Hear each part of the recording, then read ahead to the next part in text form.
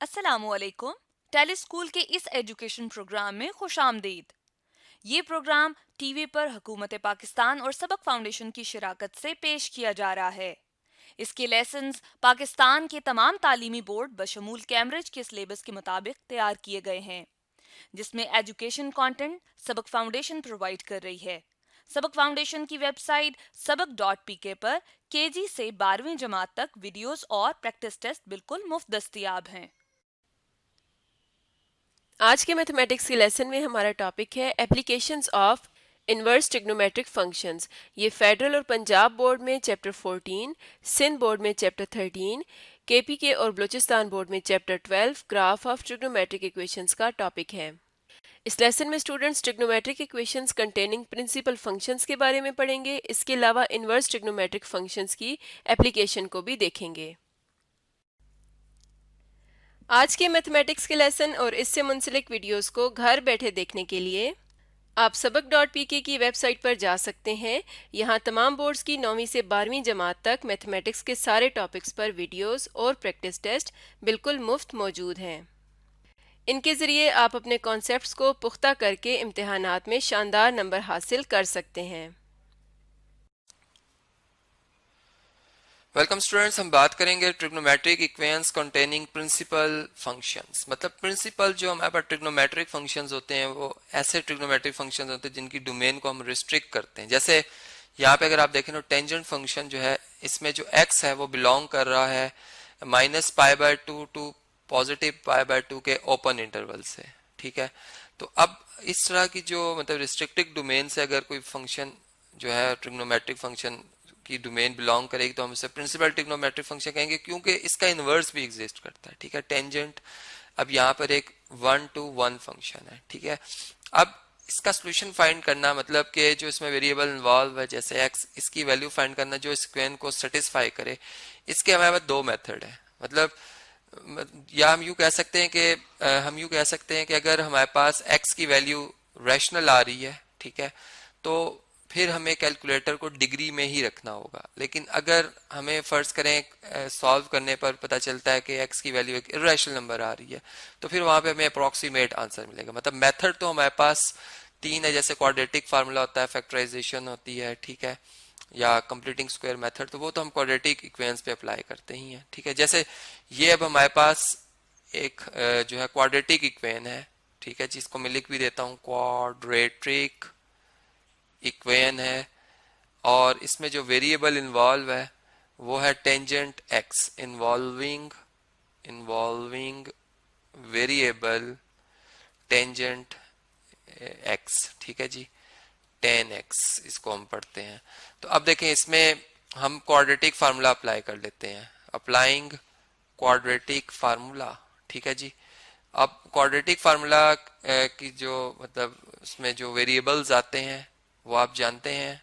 चले हम उनको भी यहाँ पर लिखते हैं, एक दफ़ा दोबारा अपनी रिवीजन करते हैं कि टेंजेंट, चूंकि प्रिंसिपल टेंजेंट फंक्शन को कैपिटल टी से हम लिखते हैं। ठीक है, तो कैपिटल टी ऑफ एक्स जो है टेंजेंट, मतलब टेंजेंट ऑफ एक्स जो है किसके इक्वल होगा, negative of b plus minus square root b square -4ac और whole divided by 2 times a के। ठीक है, अब यहाँ पर जो हमारे पास a है वो है कोफिशिएंट ऑफ एक्स स्क्वायर, तो मतलब टेंजेंट एक्स स्क्वायर या टेन स्क्वायर एक्स, सॉरी इसको हम टेन स्क्वायर एक्स पढ़ेंगे, तो वेयर a जो है इस केस में वो हमारे पास 1 है। चूंकि टेन स्क्वायर एक्स का जो कोफिशिएंट है उसकी तादाद 1 है। टेंजेंट एक्स का जो कोफिशिएंट है ये हमारे पास b है। ठीक है जी, ये a था, और b हमारे पास क्या है, b है √3 - 1। ठीक है, और जो इसमें कांस्टेंट है ये हमारे पास जो टर्म पूरी की पूरी ये c है, तो c हमारे पास है नेगेटिव ऑफ √3। इसको इस फार्मूला में हम दर्ज कर लेते हैं। चलें इसे हम स्टार जो है इक्वेशन कह देते हैं। तो ये वैल्यूज जब इसमें दर्ज करेंगे तो हम लिखेंगे देयरफॉर इक्वेशन स्टार, ये इक्वेशन शॉर्ट फॉर्म में बिकम्स। अब इसमें जहां जहां पे ए बी और सी लिखा उनकी जगह उनकी रिप्लेसमेंट आ जाएगी। टेंजेंट एक्स जो है, टेंजेंट ऑफ एक्स भी पढ़ते हैं हम इसे, नेगेटिव ऑफ √3 - 1 प्लस माइनस, इसी तरह यहाँ पर स्क्वायर रूट 3 -1 इसका स्क्वायर, ठीक है, -4 ए की जगह 1, सी की जगह -√3 ये आ जाएगा, और होल डिवाइडेड बाय 2 इंटू 1। अब इसको अगर हम सॉल्व करें तो आप x यहां तक हमने ऐसे लिख लिया है कि ये हमारे पास 10x की वैल्यू यहां तक आ गई है, ठीक है जी। अब इसको हम मजीद सिंप्लीफाई करते हैं, मेरे पास स्क्रीन पे यहाँ पर स्पेस अवेलेबल नहीं था इसलिए मैं इसको अलग से सॉल्व करूंगा।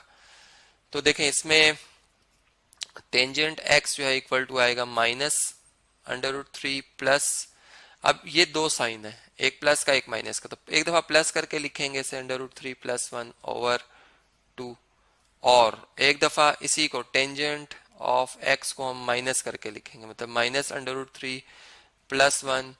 अब नेगेटिव का साइन है, इसको जब रिमूव करेंगे ब्रैकेट को तो ये माइनस के साइन से ये दोनों जो साइन अंदर टर्म्स के साइन चेंज हो जाएंगे ओवर 2। अब इसमें जो साइन कैंसिल, मतलब सॉरी जो नंबर कैंसिल हो रहे हैं ये अपोजिट साइन की वजह से हो रहे हैं। ये टेंजेंट x इक्वल टू आ जाएगा 1 + 1 2 डिवाइडेड बाय 2 जो कि 1 होता है, ठीक है, 2 1s are 2 2 1s are 2, tangent x जो है इक्वल टू 1 आ जाएगा। और यहां से अगर आप देखें तो हमारे पास टेंजेंट x जो है ये +1 -1 से कैंसिल, -√3 और -√3 ये 2 टाइम्स -2 टाइम √3 आ जाएगा ओवर 2, और ये 2 2 से कैंसिल, यहाँ पर 2 के टेबल से 2 1s are 2 2 1s are 2, तो टेंजेंट x जो है वो इक्वल टू आ जाएगा -√3 के इक्वल, ठीक है। अब देखें चूंकि ये प्रिंसिपल टेंजेंट फंक्शन है तो इसमें हम जो हमारे पास एंगल आ रहा है x जो है ये फर्स्ट क्वाड्रेंट में, चूंकि सेकंड क्वाड्रेंट में टेंजेंट नेगेटिव होता है, ठीक है, इसका साइन, और इसकी जो, बल्कि हम यूं बात करेंगे 1 और 4th क्वाड्रेंट में, ठीक है, तो 4th क्वाड्रेंट में टेंजेंट नेगेटिव होता है चूंकि इसकी डोमेन जो -π/2 से +π/2 के ओपन इंटरवल में है, ठीक है। तो इसलिए हमें पता है कि x वो एंगल है, यानी टेंजेंट 45 की वैल्यू, चूंकि यहाँ पर हम ये इस तरह से मैं बात करूंगा कि 45 की वैल्यू जो है 1 के इक्वल होती है, इसका मतलब x जो है वो यहाँ पर किसके इक्वल है, 45 के इक्वल है, तभी ये 1 के इक्वल आ रहा है। तो इसलिए यहाँ पर x जो हमारे पास वो 45 डिग्री है, इसे π/4 आप कह सकते हैं, जो कि बिलोंग कर रहा है इस ओपन इंटरवल में, ठीक है। ये मैं इसको कलर चेंज कर देता हूँ, -π/2 से π/2 के ओपन इंटरवल में, इसका मतलब हमारा ये जवाब दुरुस्त है, ठीक है जी। ये जो हमने वैल्यू निकाली है ये दुरुस्त आई है। अब इसके लिए देख लेते हैं, टेंजेंट का साइन पॉजिटिव होता है फर्स्ट में और नेगेटिव होता है 4th क्वाड्रेंट में, इसका मतलब ये 4th क्वाड्रेंट है, ठीक है जी, 4th क्वाड्रेंट। ये कौन सा था, ये फर्स्ट क्वाड्रेंट था, इसको मैं शॉर्ट फॉर्म में लिख रहा हूँ, ठीक है। तो इसमें हमें पता है कि टेंजेंट जो है वो जो हमारे पास मतलब किस एंगल पे ये वैल्यू देता है, ये -π/3 पे, ठीक है, क्योंकि टेंजेंट एक ऑड फंक्शन है, टेंजेंट π/3 की वैल्यू होती है √3, तो फिर टेंजेंट -π/3 की जो वैल्यू होती है वो होती है -√3। इसका मतलब कि यहाँ पर x और यहाँ पे -π/3 ये एक जैसे मतलब एंगल्स हैं, तो x हमारे पास -π/3 आ जाएगा, जो कि -π/3 इस इंटरवल में भी आता है। तो इसलिए जो सोल्यूशन सेट बनेगा इसके अंदर हम फिर फाइनली मतलब जब हमारी इक्वेशंस को भी सेटिस्फाई करेगा, जारी बात है सोल्यूशन उसी नंबर को कहा जाता है। इसमें ये दोनों हमारे आंसर आ जाएंगे, मतलब माइनस जो है हमारे पास वो π/3 भी और π/4 भी पॉजिटिव का, तो ये इस तरीके से हम इसे लिख देंगे।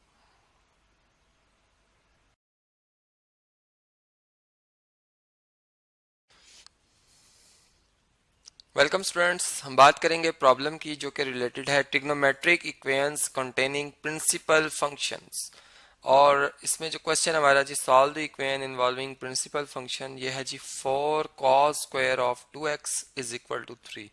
इसमें जो कोसाइन फंक्शन है ये basically principal sine cosine function है, ठीक है जी। मतलब इसकी जो डोमेन है वो हमने रिस्ट्रिक्ट की हुई है कि वो 0 से पाई के इंटरवल में रहे, इसलिए मैं से कह रहा हूँ कि ये प्रिंसिपल कोसाइन फंक्शन है। तो चलें इसके सोल्यूशन के हवाले से हम बात करते हैं। सबसे पहले हम इसी इक्वेशन को लिखेंगे, ठीक है जी। हम स्टेप्स भी बना सकते हैं, ठीक है। हम लिख लेंगे कि हम मतलब बाय स्टेप्स के हम पहले क्या कर रहे हैं कि इसमें सबसे पहले हम इक्वेशन को लिख रहे हैं, ठीक है जी। 4 times cos square of 2x is equal to 3।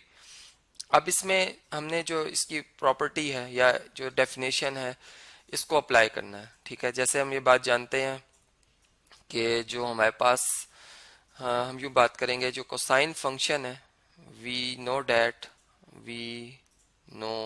That 2x जो बिलोंग कर रहा है किस इंटरवल से बिलोंग करेगा, वो 0 से पाई के इंटरवल में बिलोंग करेगा, because cosine function is a principal cosine function, ठीक है। Cosine of x is a principal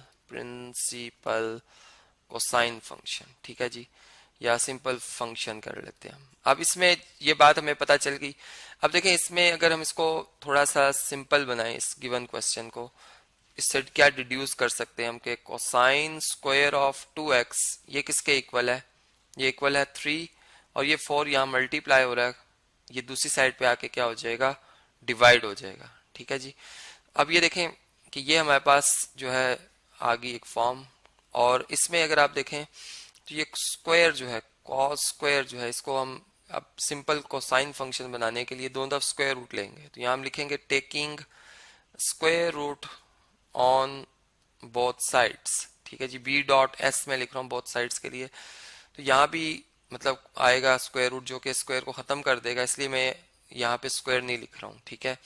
इस तरफ को हम प्लस माइनस लगाते हैं, स्क्वायर रूट लगाएंगे इसका सिंबल, और 3 डिवाइडेड बाय 4 लिखेंगे, ठीक है। ये प्रिंसिपल स्क्वायर रूट है बेसिकली, इस फॉर्म में अगर आप लिखते हैं तो इसे प्रिंसिपल स्क्वायर रूट कहा जाता है। अब देखें इससे नेक्स्ट जो है, इसमें हम ये बात कर सकते हैं कि कोसाइन ऑफ 2x जो है वो किसके इक्वल आ जाएगा, प्लस माइनस। अब 3 एक प्राइम नंबर है इसलिए इसका square root as it is लिखेंगे, लेकिन 4 एक परफेक्ट स्क्वायर है, इसका स्क्वायर रूट आ जाएगा 2, ठीक है। देखें अब हमारे पास दो वैल्यूज आ रही हैं, मतलब हमें जो एंगल है इसमें डोमेन है वो देखनी है कि कॉस किस एंगल के ऊपर पॉजिटिव 3/2 आंसर देता है और किस एंगल के ऊपर नेगेटिव अंडर रूट 3/2 जवाब देता है, ठीक है। तो इसको हम अलग अलग स्टडी करते हैं कि cos of cosine of 2x is equal to square root 3/2 और cosine of 2x is equal to negative of square root 3/2। अब इंटरवल जो है वो आप याद रखेंगे, इंटरवल जो था वो 0 से पाई के दरमियान, मतलब इससे हम 0 से कम नहीं और पाई से ज्यादा नहीं आगे चल सकते, ठीक है। इस इंटरवल में आप देखेंगे कॉस की वैल्यू कौन सी आ सकती है। देखें फर्स्ट क्वाड्रेंट में कॉस पॉजिटिव होता है 0 से 90, अगर आप देखें तो इसमें हम यूं बात करेंगे कि जो कोसाइन ऑफ 30 डिग्री है π/6 है, ये इसकी वैल्यू क्या होती है जी, अंडर रूट 3/2 होती है, ठीक है। इसका मतलब कि ये एंगल जो 2x है वो किससे मैच कर रहा है, ये मैच कर रहा है π/6 से। तो हम यूं बात करेंगे 2x जो होगा वो किसके इक्वल आएगा, हम यहाँ पे कोसाइन इनवर्स फंक्शन ऑपरेट कराएंगे, ठीक है। हम जो बकायदा इसकी एक डेफिनेशन है, क्योंकि ये जो प्रिंसिपल कोसाइन फंक्शन होते हैं ये 1 to 1 होते हैं, इनके इन्वर्सेस भी एग्जिस्ट करते हैं इस इंटरवल में। तो हम इनका इन्वर्स फंक्शन ऑपरेट करेंगे इसी एंगल पे अंडर रूट 3/2 पे, इसी वैल्यू पे, सॉरी, क्योंकि वैल्यू से वापस एंगल लेके आएगा, तो हमें एंगल जो मिलेगा वो π/6 मिल जाएगा, ठीक है। और यहाँ से हम यूं भी कह सकते हैं कि अगर ये x 2x π/6 है तो x फिर किसके इक्वल होगा, 2 यहाँ पर मल्टीप्लाई दूसरी साइड पर डिवाइड होगा तो π/12 आ जाएगा, ठीक है। और चूंकि इसमें हम बहुत ज्यादा रेवोल्यूशंस नहीं ला सकते, पीरियड नहीं ला सकते, इसलिए कि हमने प्रिंसिपल कोसाइन फंक्शन की बात कर रहे हैं, तो इसलिए हमारा एक जवाब आ गया, x की एक वैल्यू आ गई है, ठीक है। इसी तरह अगर हम इसको स्टडी करें तो सेकंड क्वाड्रेंट में, अब सेकंड क्वाड्रेंट के लिए हम जानते हैं कि फॉर सेकंड क्वाड्रेंट, ठीक है, सेकंड क्वाड्रेंट हमने जो एक फार्मूला पढ़ रखा है, हम क्या करते हैं, हम रिक्वायर एंगल को फाइंड करने के लिए पाए में से जो फर्स्ट क्वाड्रेंट में वो एंगल वैल्यू दे रहा होता है, मतलब यही जो, मतलब माइनस में अंडर रूट 3/2 इसका पॉजिटिव देख लें क्या है, वो है अंडर रूट 3/2। तो आप देखेंगे फर्स्ट क्वाड्रेंट में किस एंगल पे ये वैल्यू आती है, पाई में से आप वो एंगल माइनस कर दें जो कि π/6 है, ठीक है। तो इसको अगर आप सॉल्व करें तो हम यहाँ से वो 2x एंगल देख सकते हैं कि ये 6 इधर आकर 6 पाई हो जाएगा, माइनस पाई और डिवाइडेड बाय 6, तो ये बनता है 5π/6, 5 टाइम्स π/6, ठीक है, जो कि 150 डिग्री है अगर आप डिग्रीज में देखें। तो ये 2 इधर मल्टीप्लाई दूसरी साइड पर डिवाइड, तो आपको x की वैल्यू जो मिलेगी वो मिल जाएगी 5π/12, ठीक है जी।